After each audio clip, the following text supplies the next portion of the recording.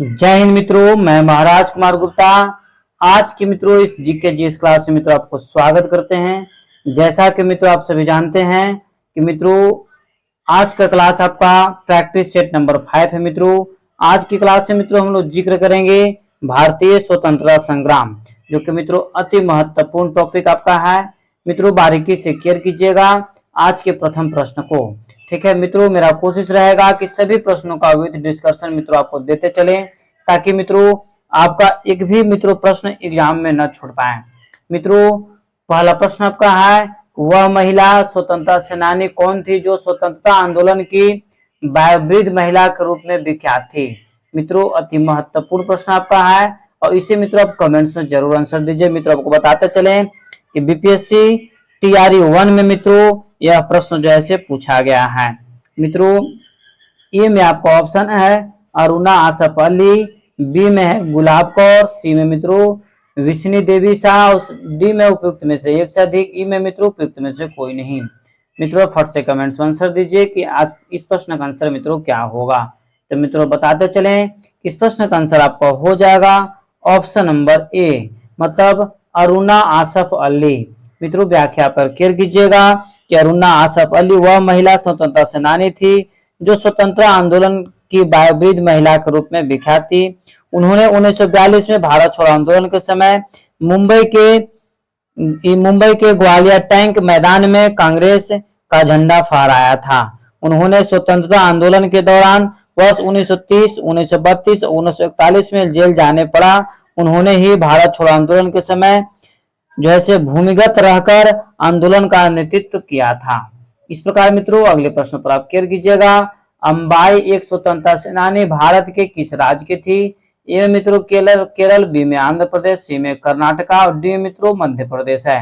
मित्रों फट से कमेंट्स में आंसर दीजिए कि अंबाई एक स्वतंत्रता सेनानी भारत के किस राज्य के थी। तो मित्रों बताते चले कि इस प्रश्न का आंसर आपका हो जाएगा ऑप्शन नंबर आपका जो है मित्रों सी, मतलब कर्नाटक के थी। मित्रों व्याख्या पर बारीकी से ध्यान दीजिएगा। अंबाई एक स्वतंत्रता सेनानी भारत के कर्नाटक राज्य की मूल निवासी थी। उन्होंने उड़प्पी में शराब और विदेशी कपड़ों की दुकान का विरोध किया। 12 वर्ष की आयु में इन्होंने विवाह हो गया था एवं 16 वर्ष की आयु में उन्होंने अपने पति को खो दिया।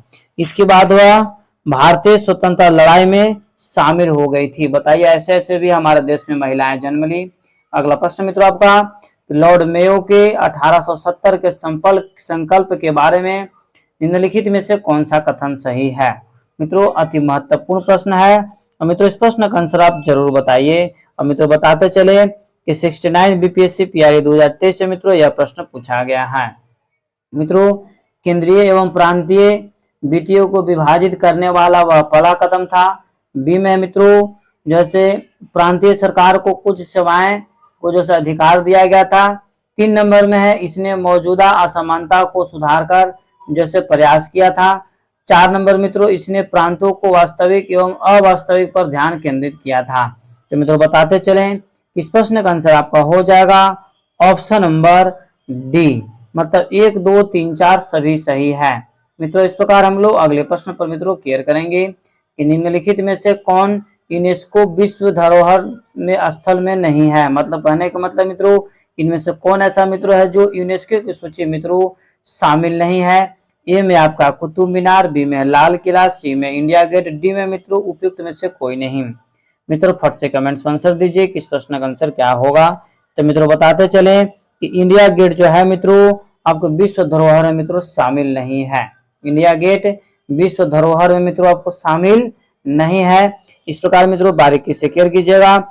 जैसे उपयुक्त विकल्प में से मित्रों इंडिया गेट यूनेस्को की विश्व धरोहर की सूची में शामिल नहीं है, जबकि कुतुब मीनार जैसे 1993 में कुतुब मीनार 1993 में मित्रों जो शामिल किया गया। लाल किला मित्रों 2007 में शामिल हुआ था यूनेस्को की सूची में। मित्रों आपको याद होना चाहिए। और मित्रों बहुत महत्वपूर्ण बात बता रहे हैं आपको कि भारत के कुल 42 ऐसे मित्रों कुल 42 ऐसे जैसे सूची है यूनेस्को की सूची मित्रों शामिल किया गया स्थलों को। आ जाएगा क्वेश्चन कि भारत के कुल कितने ऐसे स्थल हैं जो है यूनेस्को की सूची में शामिल किया गया, तो कितना टिक आउट कीजिएगा 42 है। इस प्रकार मित्रों अगले प्रश्न पर केयर कीजिएगा। डॉक्टर भीमराव अंबेडकर के विषय में निम्नलिखित में से क्या सत्य है? ए में मित्रों उन्होंने मूकनाय का प्रकाशन किया। बी में मित्रों आपका ऑप्शन है उन्होंने बहिष्कृत भारत का जैसे मित्रों स्थापना किया। सी में उनका 1956 में देहांत हो गया। डी मित्रों उपयुक्त में से एक से अधिक। ई में उपयुक्त में से कोई नहीं। मित्रों फट से कमेंट्स में आंसर दीजिए कि इस प्रश्न का आंसर क्या होगा। तो मित्रों बताते चले कि इस प्रश्न का आंसर हो जाएगा उपयुक्त में से एक से अधिक। इस प्रकार मित्रों अगले प्रश्न पर हम लोग जैसे बारीकी से केयर करेंगे। अगला प्रश्न मित्रों आपका कि भारतीय स्वतंत्रता संघर्ष के दौरान किसने स्वदेश बंधुत्व समिति का गठन किया था? ए में मित्रों अश्विनी कुमार दत्त। बी में बूटकेश्वर दत्त। सी में मित्रों सूर्य सेन। डी में उपयुक्त में से एक से अधिक। ई में मित्रों उपयुक्त में से कोई नहीं। मित्रों फट से कमेंट्स में आंसर दीजिए कि भारतीय स्वतंत्रता संघर्ष के दौरान किसने स्वदेशी बंधुत्व समिति का गठन किया था? तो मित्रों इस प्रश्न का आंसर आपका हो जाएगा अश्विनी कुमार दत्त। ये फल आंसर मित्रों आपका सही है। मित्रों और बारीकी से सभी प्रश्नों को क्लियर करते रहिए और इस प्रश्न के मित्रों व्याख्या पर ध्यान दीजिएगा क्योंकि यह प्रश्न मित्रों बीपीएससी टीआरई 2 में मित्रों शिफ्ट 2 में आपका पूछा हुआ प्रश्न है। मित्रों भारतीय स्वतंत्रता संग्राम के दौरान अश्विनी कुमार दत्त ने 6 अगस्त 1905 को स्वदेश बांधव समिति की स्थापना की जिसका उद्देश्य स्वदेशी वस्तुओं की खपत को बढ़ावा देना था। इस प्रकार मित्रों अगले प्रश्न पर हम लोग क्लियर करेंगे।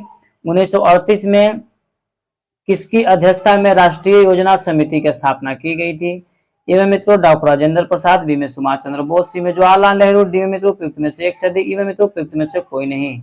मित्रों फट से कमेंट्स में आंसर दीजिए कि इस प्रश्न का आंसर क्या होगा क्योंकि मित्रों यह प्रश्न आपके एग्जाम्स के लिए मित्रों तैयार किया गया है और मित्रों अति महत्वपूर्ण प्रश्न है। तो मित्रों इस प्रश्न का आंसर आपका हो जाएगा उपयुक्त में से एक से अधिक मतलब ऑप्शन नंबर मित्रों डी। सॉरी नहीं गलत है मित्रों, ऑप्शन नंबर सी मित्रों इसका सही है जवाहरलाल नेहरू। ठीक है 1938 में किसकी अध्यक्षता में राष्ट्रीय योजना समिति की स्थापना किया गया था?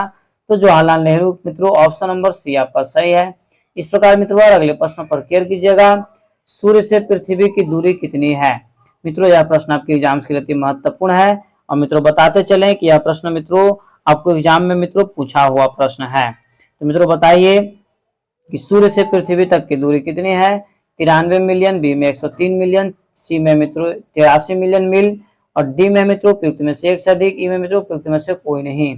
तो मित्रों इस प्रश्न का आंसर आपका हो जाएगा ऑप्शन नंबर एप्पल मतलब सूर्य से पृथ्वी की जो दूरी है मित्रों 93 मिलियन मील है। इस प्रकार मित्रों अगले प्रश्न पर हम लोग क्लियर करेंगे कि भारत के कुल भूमि क्षेत्र में पर्वतों का हिस्सा है। ए में मित्रों 30%। बी में 27%। सी में मित्रों 40%। डी में उपयुक्त में से एक से अधिक। ई में मित्रों उपयुक्त में से कोई नहीं। मित्रों फट से कमेंट्स में आंसर दीजिए कि भारत के कुल भूमि क्षेत्र में पर्वतों का हिस्सा कितना है? तो मित्रों इस प्रश्न का आंसर आपका हो जाएगा ऑप्शन नंबर ए मतलब अभी वर्तमान से मित्रों 30% मित्रों पर्वतों का हिस्सा है। इस प्रकार मित्रों अगले प्रश्न पर हम लोग क्लियर करेंगे कि निम्नलिखित देशों में से किसकी भारत के साथ सबसे अधिक लंबी सीमा है? ए में पाकिस्तान। बी में म्यांमार। सी में बांग्लादेश। डी में मित्रों उपयुक्त में से एक से अधिक। ई में उपयुक्त में से कोई नहीं। मित्रों फट से कमेंट्स में आंसर दीजिए कि इस प्रश्न का आंसर मित्रों क्या होगा क्योंकि यह प्रश्न मित्रों आपके एग्जाम्स के लिए महत्वपूर्ण है। मित्रों बहुत बार मित्रों यह प्रश्न पूछा गया है। तो मित्रों बताते चले इस ऑप्शन के अनुसार जो है मित्रों जैसे बांग्लादेश मित्रों आपका सही आंसर है। मित्रों व्याख्या पर बारीकी से ध्यान दीजिएगा। भारत के साथ सबसे अधिक लंबी सीमा बांग्लादेश की है। भारत और बांग्लादेश के बीच सीमा की लंबाई मित्रों 4096 मतलब 4096.7 ठीक है किलोमीटर मित्रों स्थित है। ठीक है बहुत ही महत्वपूर्ण प्रश्न मित्रों आपके एग्जाम्स के लिए है। इस प्रकार हम लोग अगले प्रश्न पर मित्रों क्लियर करेंगे कि निम्नलिखित नगरों में से कौन सा नगर कर्क रेखा के उत्तर में अवस्थित है? ए में मित्रों भोपाल। बी में आइजोल। सी में रांची। डी में उपयुक्त में से एक से अधिक। ई में उपयुक्त में से कोई नहीं। मित्रों फट से कमेंट्स में आंसर दीजिए कि इस प्रश्न का आंसर क्या होगा कि मित्रों निम्नलिखित में से कौन सा नगर कर्क रेखा के उत्तर में अवस्थित है? तो मित्रों बताते चले कि इस प्रश्न का आंसर आपका हो जाएगा ऑप्शन नंबर बी मतलब आइजोल।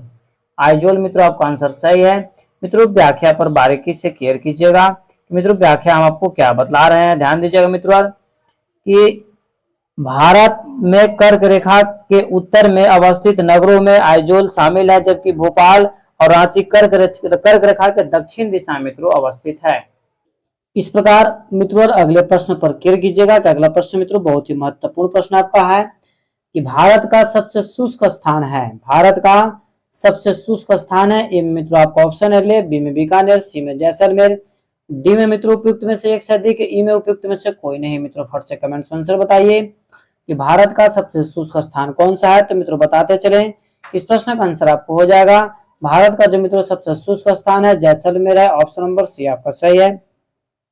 मित्रों व्याख्या पर बारीकी से केयर कीजिएगा कि मित्रों व्याख्या आपको क्या बतला रहा है। ठीक है, भारत का सबसे शुष्क स्थान पश्चिमी राजस्थान में स्थित जैसलमेर है। यहाँ न्यूनतम वार्षिक वर्षा 10 सेंटीमीटर है। जैसलमेर को स्वर्ण सिटी भी कहा जाता है। अब मित्रों आपसे पूछ सकता है एग्जाम में कि भारत का जो है स्वर्ण सिटी किसको बोला जाता है, तो जैसलमेर को बोला जाता है।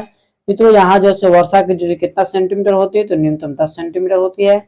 इस प्रकार मित्रों अगले प्रश्न पर हम लोग क्लियर करेंगे। भारत के कितने राज्यों की सामान्य सीमा मतलब कॉमन बॉर्डर पाकिस्तान एवं बांग्लादेश के साथ मिलता है?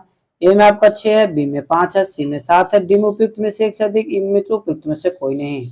मित्रों फट से कमेंट्स में आंसर दीजिए कि भारत के कितने राज्यों का सामान्य सीमा जो है पाकिस्तान एवं बांग्लादेश के साथ मित्रों मिलता है।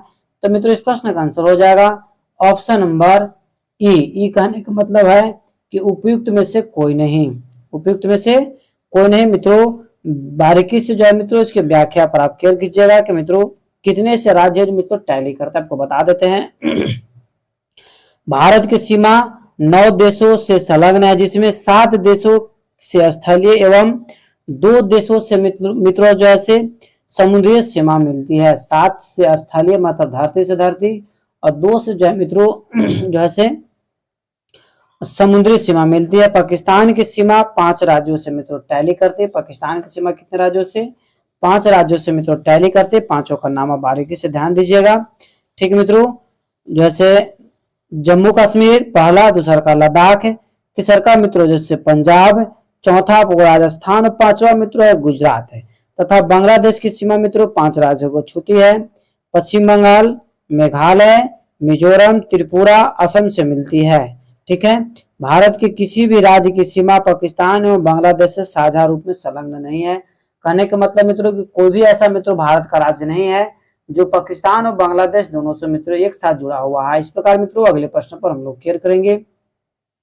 कर्क रेखा द्वारा सर्वाधिक क्षेत्र आच्छादित है? रांची का पठार, मालवा का पठार, छोटा नागपुर का पठार, डी में मित्रों उपयुक्त में से एक से अधिक, ई में मित्रों उपयुक्त में से कोई नहीं। मित्रों फट से कमेंट्स में आंसर दीजिए कि कर्क रेखा द्वारा सर्वाधिक क्षेत्र आच्छादित है। तो मित्रों इस प्रश्न का आंसर आपका हो जाएगा ऑप्शन नंबर बी मतलब मालवा का पठार। इस प्रकार मित्रों अगले प्रश्न पर हम लोग क्लियर करेंगे कि उत्तराखंड का कौन सा जिला तिब्बत सीमा से नहीं लगा है? उत्तराखंड का कौन सा जिला मित्रों तिब्बत की सीमा से नहीं लगा है? ए में मित्रों उत्तरकाशी, बी में चमोली, सी में अल्मोड़ा, डी में मित्रों उपयुक्त में से एक से अधिक है। मित्रों फट से कमेंट्स में आंसर दीजिए कि इस प्रश्न का आंसर क्या होगा। तो मित्रों बताते चले, इस प्रश्न का आंसर जो हो जाएगा मित्रों ऑप्शन नंबर सी, अल्मोड़ा जो है मित्रों तिब्बत की सीमा से मित्रों आपको नहीं लगा हुआ है, नहीं जुड़ा हुआ है। मित्रों व्याख्या पर केयर कीजिएगा। उत्तराखंड का अल्मोड़ा जिला तिब्बत की सीमा से नहीं लगता है। अल्मोड़ा जिला उत्तराखंड के कुमाऊं प्रभाग का जिला है। इसका मुख्यालय अल्मोड़ा में ही है। यह समुद्र तल से 1638 मीटर ऊंचा है। यह पहाड़ घोड़े की नाल के आकार की रेंज पर स्थित है। ठीक है, रेंज पर स्थित है मित्रों। अब मित्रों आपको पूछ सकता है कि अल्मोड़ा का जो मित्रों आकार कैसा है, तो घोड़े की नाल के आकार के जैसा मित्रों। इस प्रकार हम लोग अगले प्रश्न पर मित्रों क्लियर करेंगे। किस पठार पर कर्क रेखा तथा भारतीय मानक समय रेखा एक दूसरे को काटती है? ए में मित्रों बुंदेलखंड, बी में बघेलखंड, सी मित्रों मालवा, और डी में उपयुक्त में से कोई नहीं। मित्रों फट से कमेंट्स में आंसर दीजिए कि किस पठार पर कर्क रेखा तथा भारतीय मानक समय रेखा एक दूसरे को काटती है। तो मित्रों 17 नंबर प्रश्न का आंसर हो जाएगा option number B Baghelkhand. B मित्रों आपका आंसर सही है।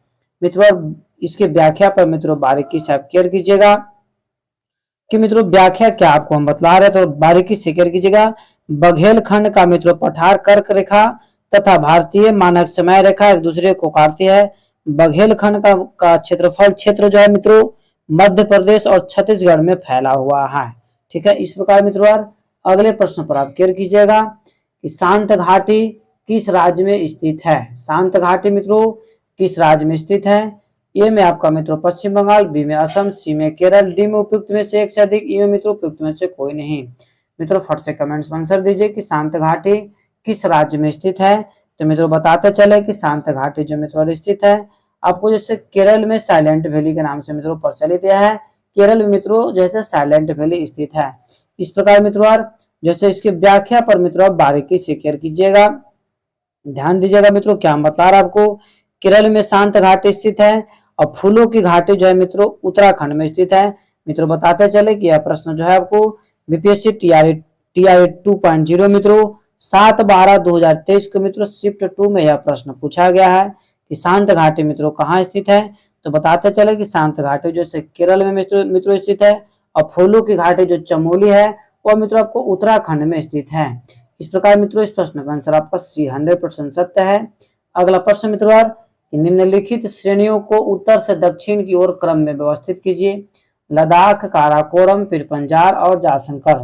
मित्रों इस प्रश्न का आंसर आपका एग्जाम्स के लिए महत्वपूर्ण है क्योंकि यह प्रश्न मित्रों बीपीएससी टीआरई 2 मित्रों यह भी प्रश्न आपको पूछा गया है।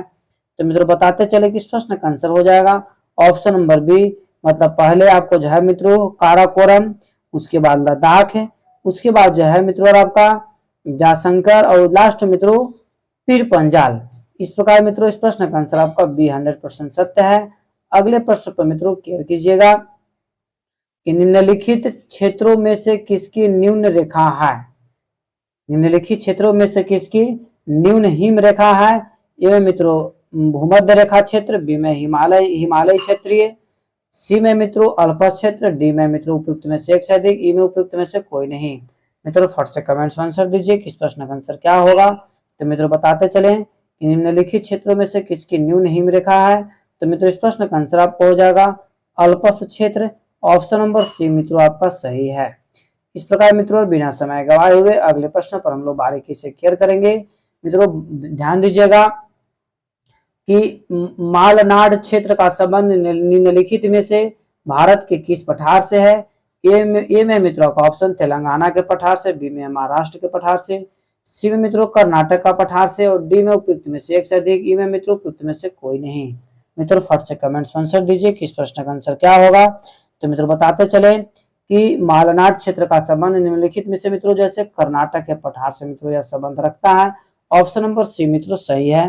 मित्रों व्याख्या पर बारीकी से केयर कीजिएगा कि मालनाड क्षेत्र का संबंध भारत के कर्नाटक के पठार से है।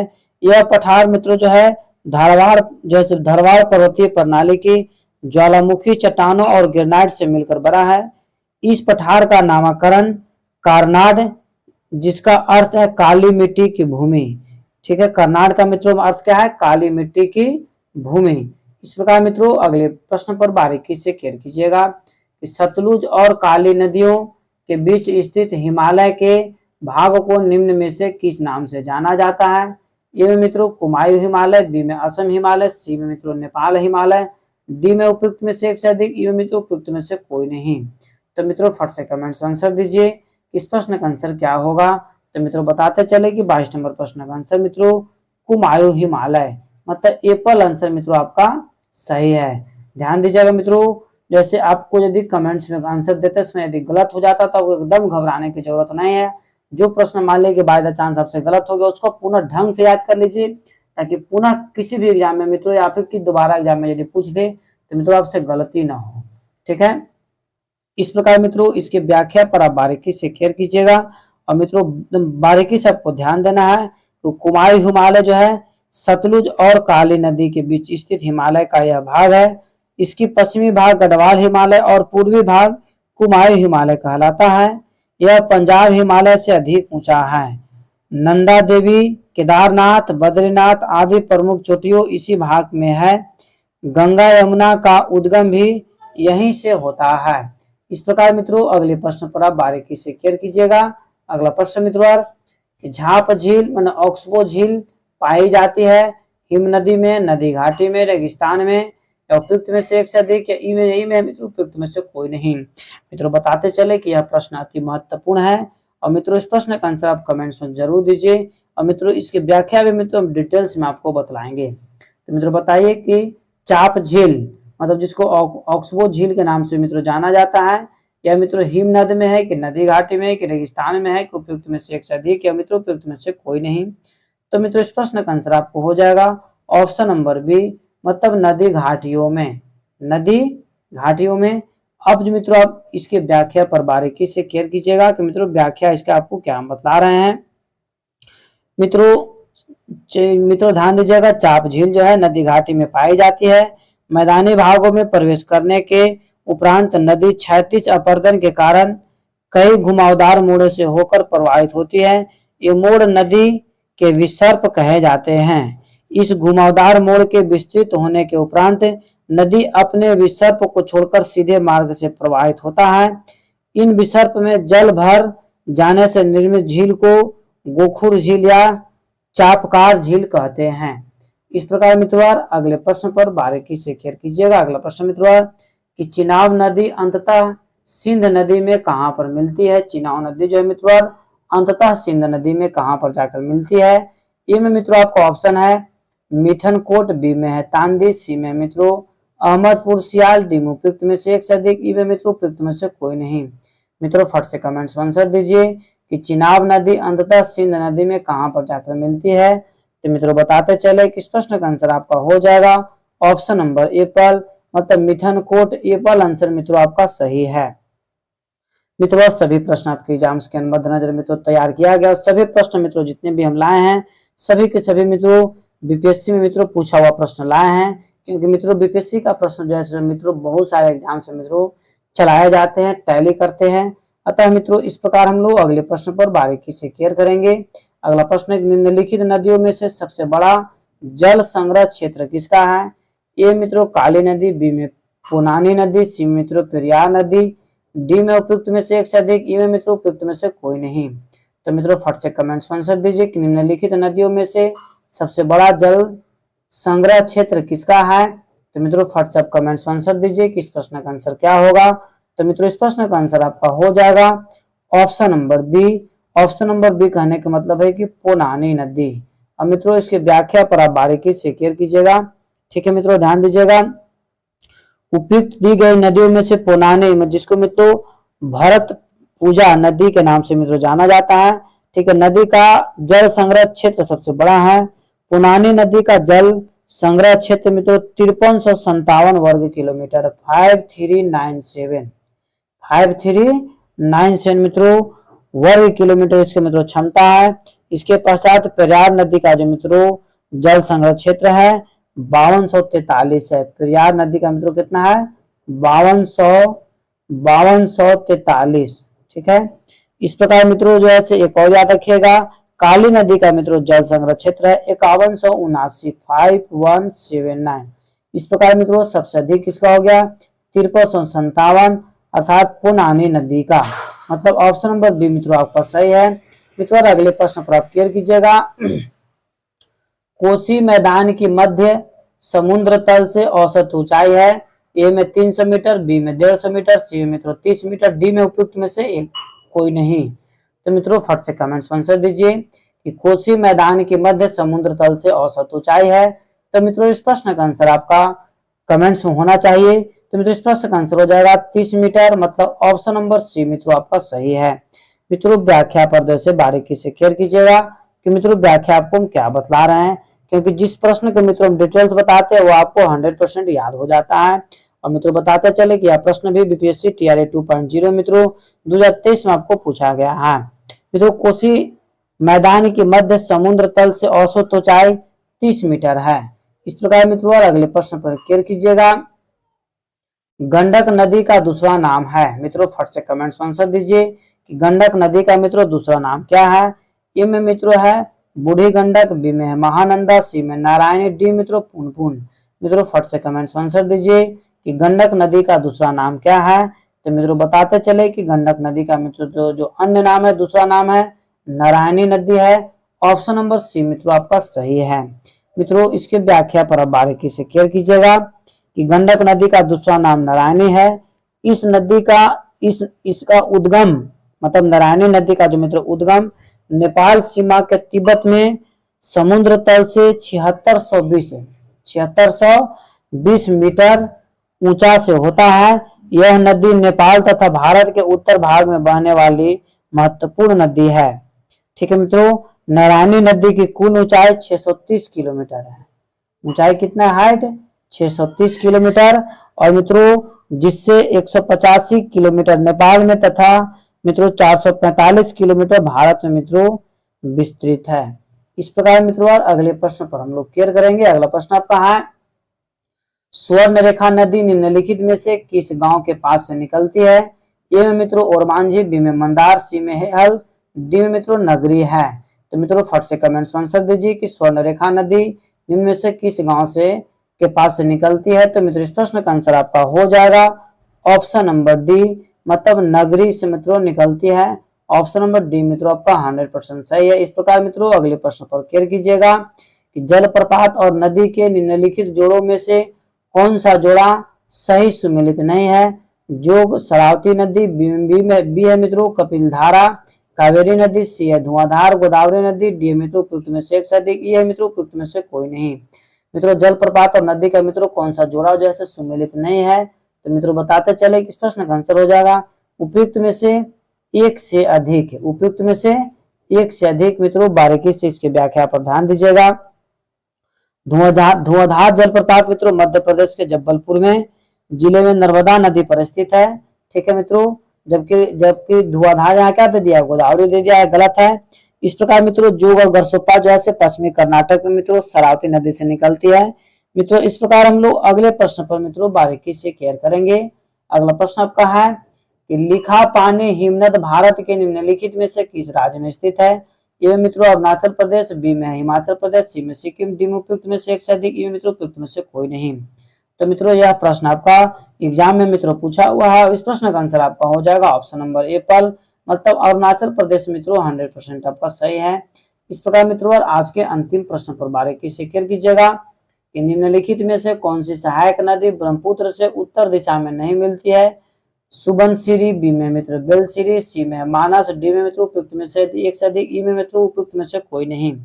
मित्रों फट से कमेंट्स में आंसर दीजिए किस प्रश्न का आंसर क्या होगा। तो मित्रों बताते चले किस प्रश्न का आंसर हो जाएगा उपयुक्त में से कोई नहीं, मतलब ऑप्शन नंबर ई आपका मित्रों सही है।